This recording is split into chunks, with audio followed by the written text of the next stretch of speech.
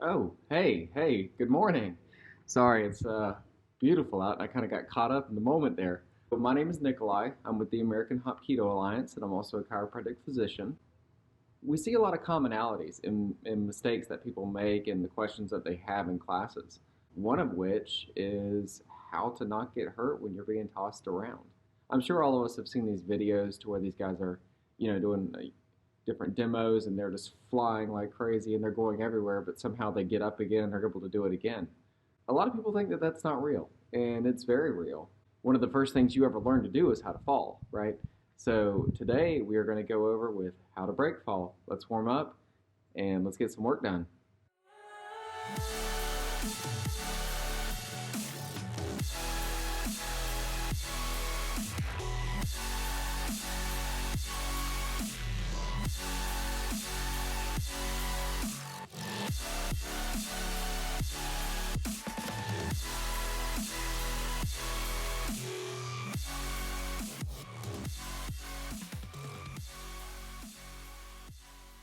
It is really windy out right now, and our school is suspended. It's elevated up off the ground.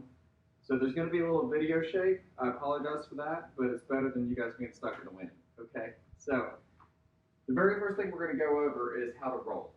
In our school, we teach four basic break falls at the beginning, forward and backwards roll, and forward and backwards break fall.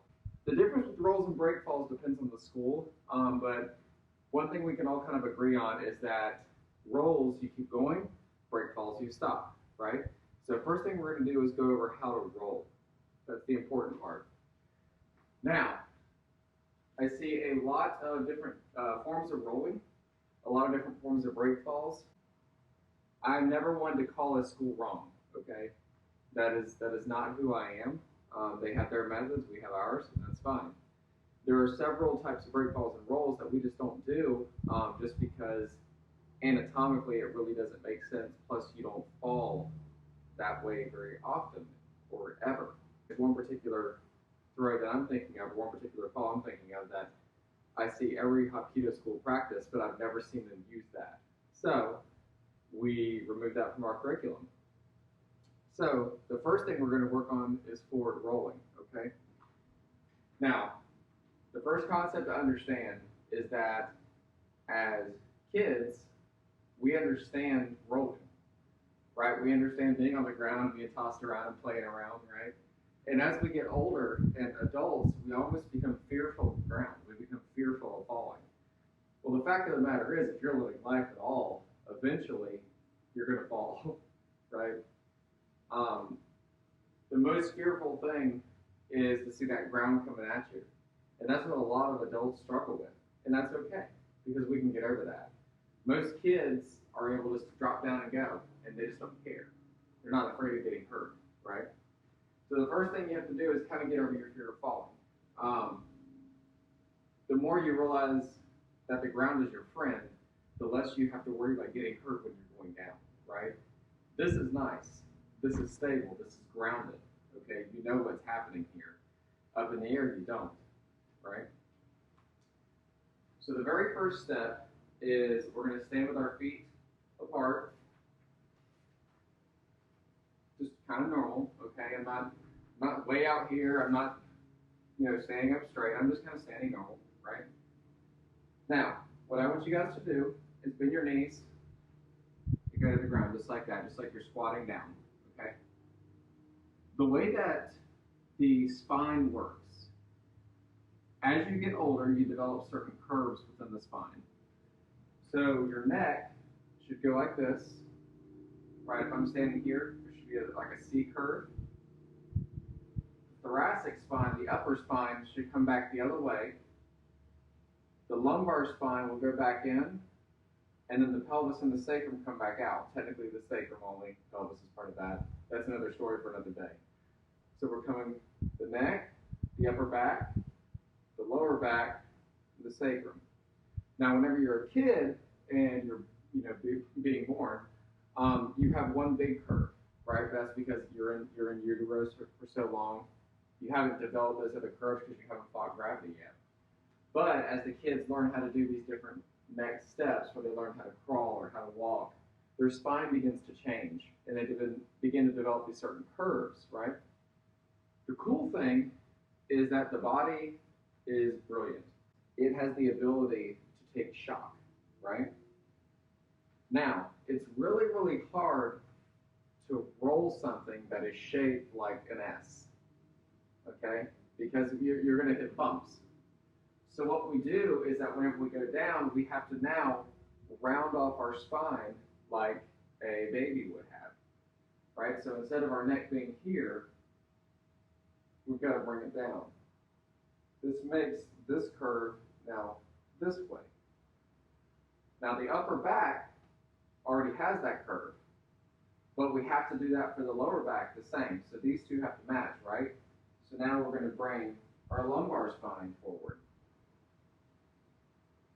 Now we have rounded off our entire back, okay? We're going to make a nice, smooth transition there.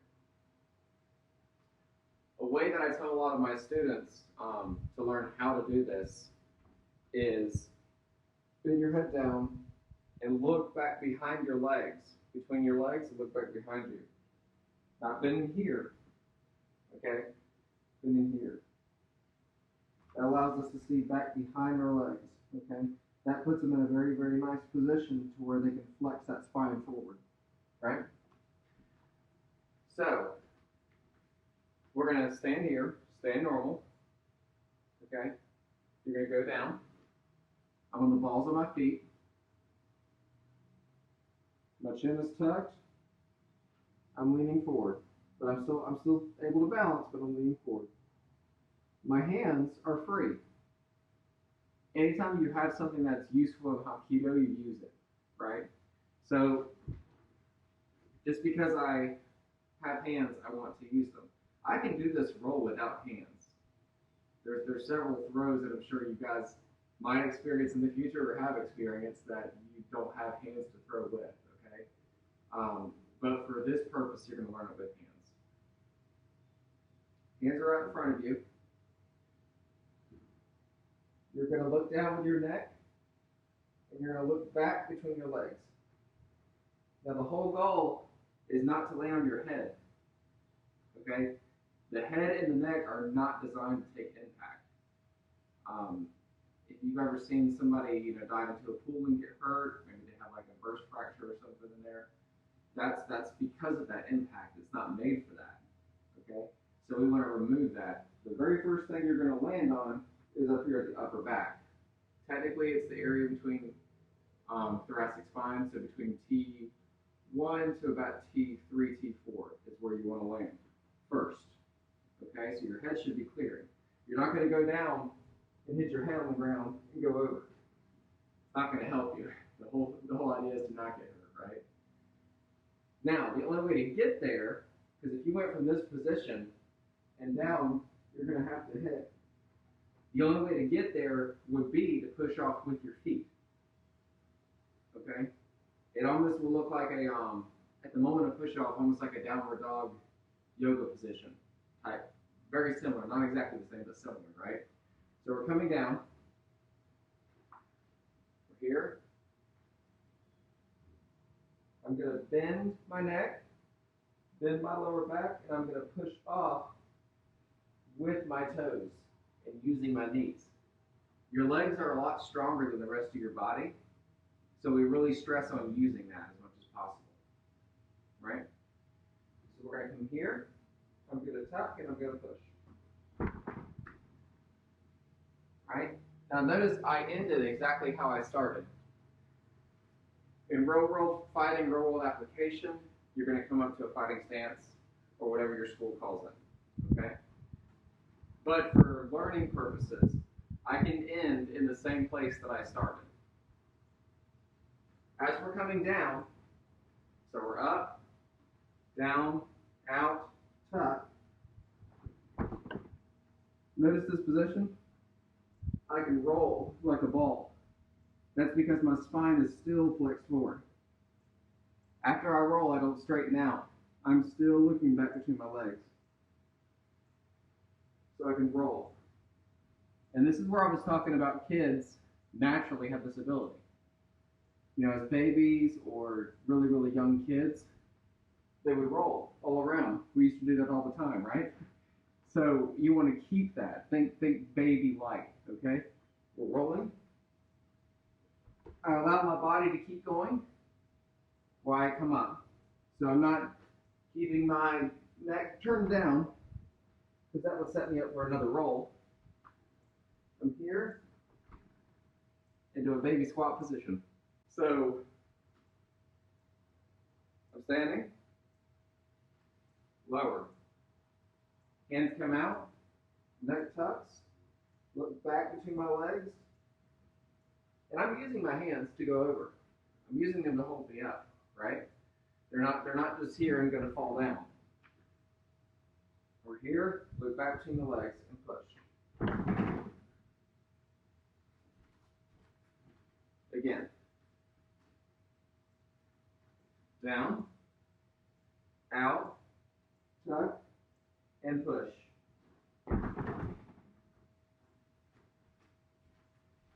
So in full speed, a regular forward roll will look something like this.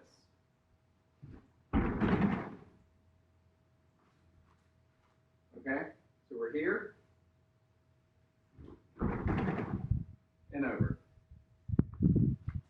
Now, most of the time, we don't fight like this.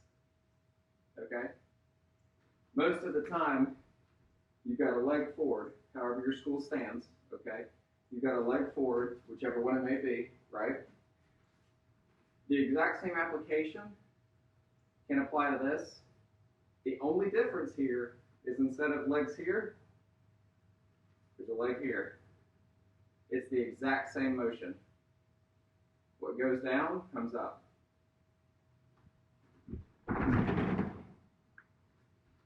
Okay? It's the exact same thing. The only difference is, instead of here, it's here. All the other body mechanics are still the same. You still go down, you still push off with the legs, you still tuck your head. Now, how we're able to stand up in that next fighting position is because of what we're doing during the throw, okay? That's a little bit more advanced, and we'll cover that in another video.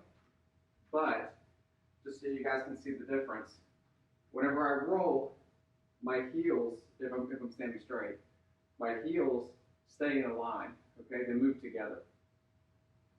And here, these move together. For this other one, if my left leg is forward, my right leg tucks behind my left knee. Okay? Forward roll, but my right leg is behind my left knee. That allows me to roll to this position so I can stand up, ready to go. If at any point you have to use your hands to stand up, the other guy can attack you, right? So if I get to this point, I'm like, oh, I gotta get up. He's already on me, right? But if I'm able to roll with my hands up, ready to fight, not needing them to stand, I'm ready to fight. Right? That's the difference. So for now, I want you guys to focus on just this part. Down, out, tuck, look back, and push off with your heels. Or your toes, I'm sorry, apologize. Push off with your toes. We're here, look back. Okay? All I did was stand straight up. Now at the point of impact, it should feel smooth, okay? You shouldn't feel a thud. If you're feeling a thud, that's probably because you're straightening out your spine. You've got to keep a ball, right? It's a whole lot easier to direct a ball whenever it's moving as compared to a piece of wood whenever it's flat, right? So we want to keep that ball shape the whole time. Now at the very end, I landed this little baby squat, right? I'm pushing up with the balls on my feet and engaging my quads to stand. There's a lot more going on, but for now, engaging quads to stand, pushing with the balls of my feet. Okay? So we're here, up.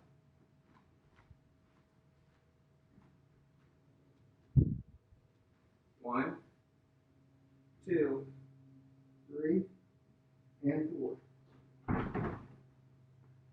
Five. So that is the roll. The break fall has the same beginning with a different end. Okay? So you are actually going to be slapping the ground at the end this time. On this one, you start with the spine flexed forward, okay? But you end straight. Very different applications. This is for whenever somebody is throwing you and you don't have the ability to roll up, right? So the first thing I want you guys to get used to is the position. Your ending position will be on your back. My head is still lifted up. So at no point did I lay my head back during the roll.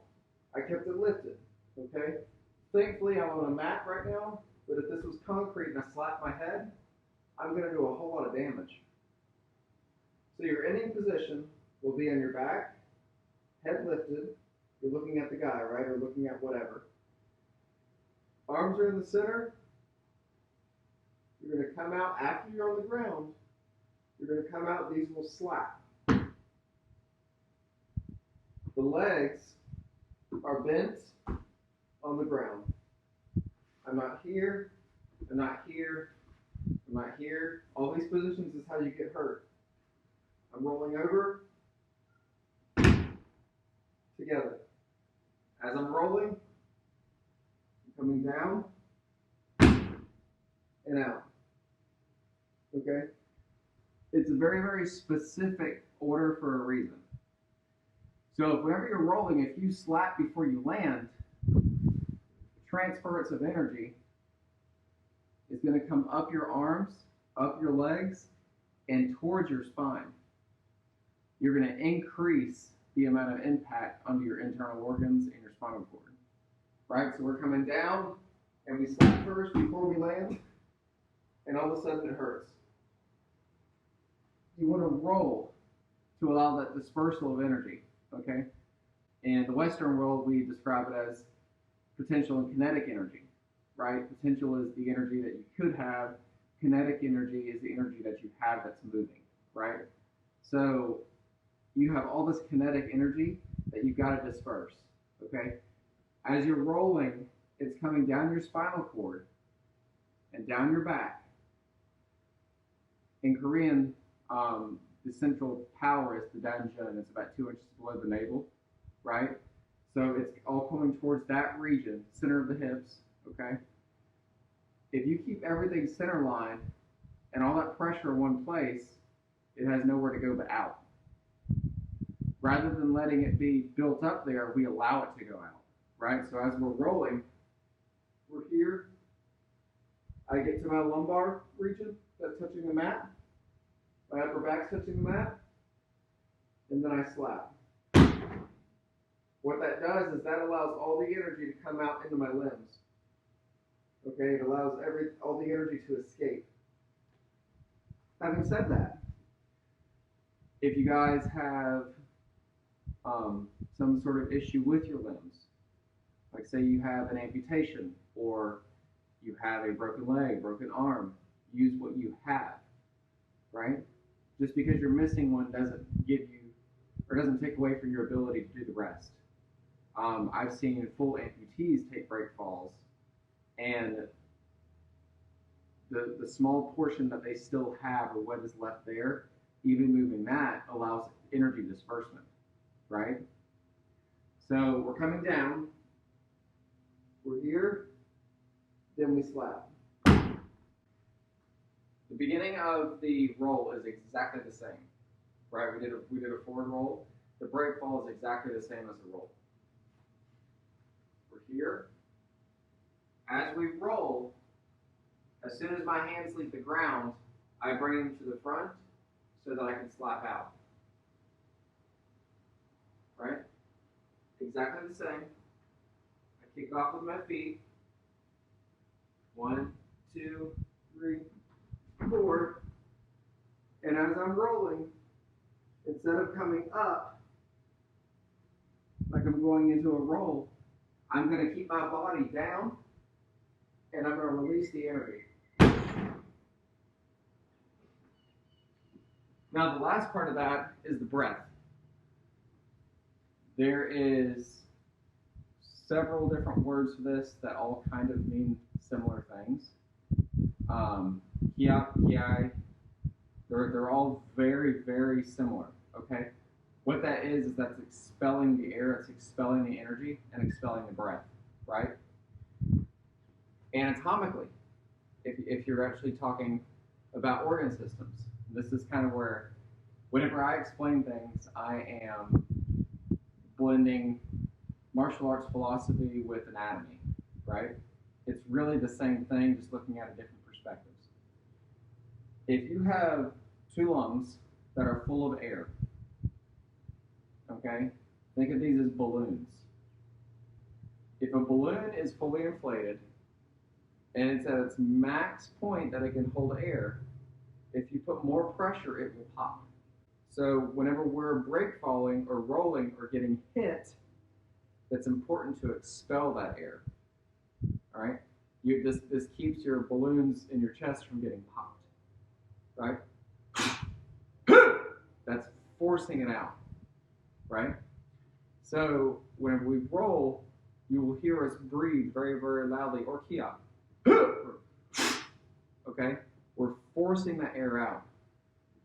Also, and this is a little bit conceptual, so just roll with me on this. Your lungs are a negative pressure system. So what that means is that the pressure, the ambient pressure in your lung is lower than the ambient pressure of the air around you, right? Whenever you take in a deep breath, you got your diaphragm that lives here, right? As you take in a deep breath, the diaphragm actually lowers. Okay, so a lot of people think, because the chest is lifting, that's not what's happening at all. The reason the chest is lifting is because those balloons are inflating.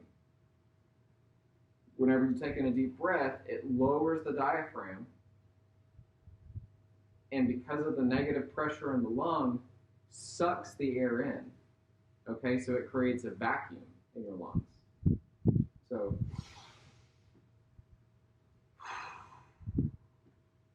that's what the diaphragm's doing. It's moving up and down, right? It's creating a vacuum to suck it in. Whenever you breathe out forcefully, it does the exact opposite. It contracts really, really hard. The diaphragm is one of the strongest muscles in your entire body. It's super thick and powerful. And it's right in the central part of your body. It's right in your core, right? So whenever you exhale, it forces that up. Now earlier, if you remember, I said that all of that energy after you fall is in this region. If you notice, so is the diaphragm. So whenever we're breathing in and we're holding in this breath, as we expel the air, the diaphragm raises. That helps pull the energy from your central core.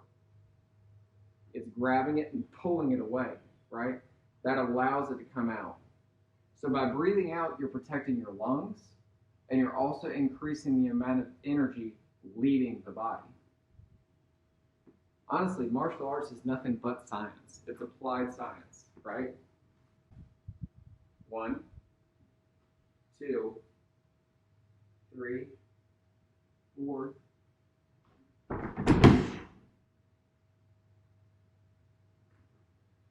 That's a very, very gentle fall, okay? Whenever you get thrown in real life, it is not like that, all right? So we roll over, we're coming over, everything is central. My hands are right here in the center, and as my feet come down, my hands come out. Right at the point of impact, I exhale. As hard as I can. We're here.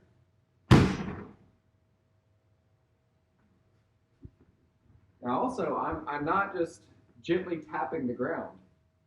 I'm slamming that ground. The harder that I hit here, the less energy gets stored in my central cord. Thinking, it's really, really going to hurt if you have your hands or your feet slapping that concrete. It's going to hurt. I've been thrown on concrete. I've been thrown on tile. I've been thrown on all those things. It doesn't feel good. But remember, the whole point of a break fall is to not get broke. Okay? So we don't want to get hurt in this whole process, right? We're wanting to save so we can fight another day, right? So the exact same thing. We're here.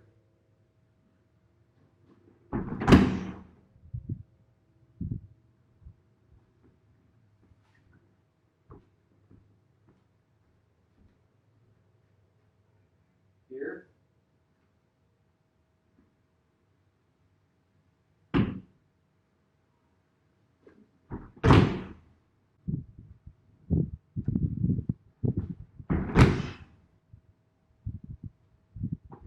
Now sometimes, for this particular throw, you're using your hands. So you can't bring them to the front and then out. What I didn't do was come from here to here. It was not a straight line. It was still a circle. Hapkido believes we're very, very circular, and we believe in something called the water principle, which can be applied a lot of different ways, but basically what that means is if you have energy moving, just like a river would go around rocks, you redisperse that energy. Okay, you're not stopping it with force and re-hitting it with force. You're going to use them to hurt them, right? So what we're doing is we're using that economy of motion, that movement of energy. This, from my hands being up to my hands coming out, is a direct linear line. There's not a lot of energy in that. But if I do a small circle, that will get me a lot more energy to expel, right? So if I'm here and I do a straight line, there's nothing there. But if my hands are here and I come out and in, or I'm sorry, in to out, that will give me a lot more. So we're here. I've got a lot more energy leaving the body, so I'm more protected. Forward roll, you're going to stay a ball and you're going to keep moving, right? You're going to keep that ball, that central energy, and keep it moving forward.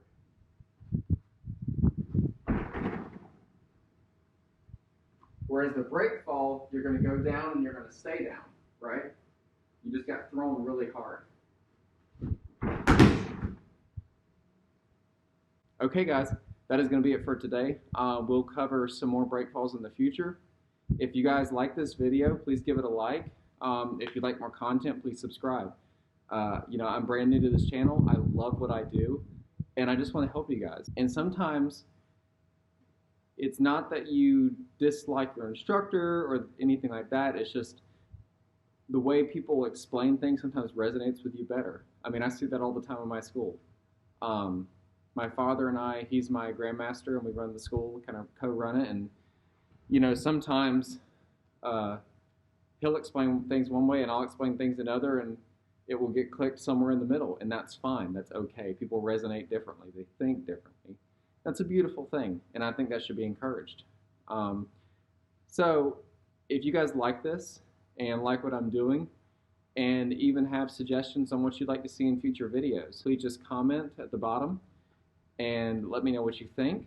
A little bit of feedback is also always appreciated. Thank you guys so much for joining me, and I hope you have a wonderful day. Take care. Bye-bye.